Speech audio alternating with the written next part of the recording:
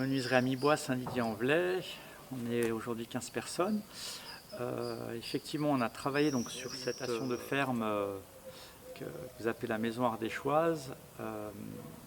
En fait, en visitant le chantier, on a détecté que la charpente allait être déposée puisque elle était plus, les bois étaient pris par les insectes, etc. Elle était plus viable, donc elle ne pouvait pas être conservée. Elle a été déposée par le lot maçonnerie avant qu'il y ait une reprise de charpente neuve cette fois-ci. Et donc sur le chantier, on a vu qu'il y avait vraiment un bon cubage de bois.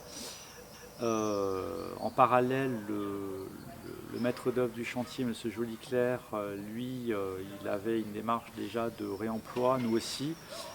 Donc on avait une mezzanine à réaliser, on avait de l'habillage mural à réaliser, il y avait beaucoup de bois dans la maison, donc on a proposé de réutiliser les poutres, les fermes principales, les entrées, etc.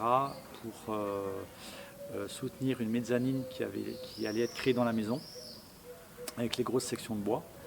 Et pour les plus petites sections de bois, on allait les réemployer pour réaliser du garde-corps de cette mezzanine, réaliser de l'habillage mural sur les montées d'escalier, etc., sur les murs au premier étage. Voilà. Même ici, avec la quantité de bois, on avait également fait une sous-face de toiture sur l'isolation et on n'avait pas assez de quantité de bois. Donc pour pas partir sur des productions industrielles avec type lambris qui sont vernis usine, etc. Le client était aussi dans cet état d'esprit en disant moi je suis ok pour laisser des bois même bruts en fait en surface pour de la sous-face là où il n'y a pas de contact, il n'y a pas de frottement avec du passage. Donc on a réalisé des sous-faces avec de la volige en sapin. Cette volige elle a été coupée dans une scierie à Riotor qui est entre notre atelier et puis le chantier, vraiment pas très loin du chantier, quoi. Voilà.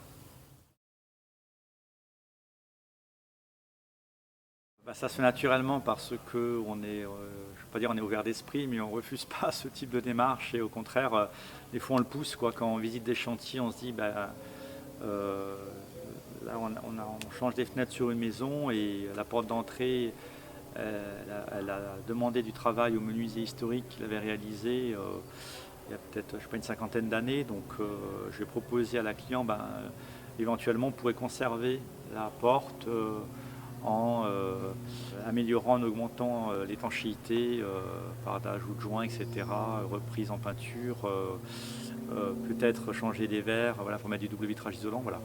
Mais on conserve le bois historique, on stocke le carbone qui est déjà présent sur le chantier. Ici, là on est à Saint-Étienne, on a récupéré des portes intérieures et des portes de placard. On les a donc déposées avant la démolition. Tenez-nous à le faire pour qu'on conserve un bel état.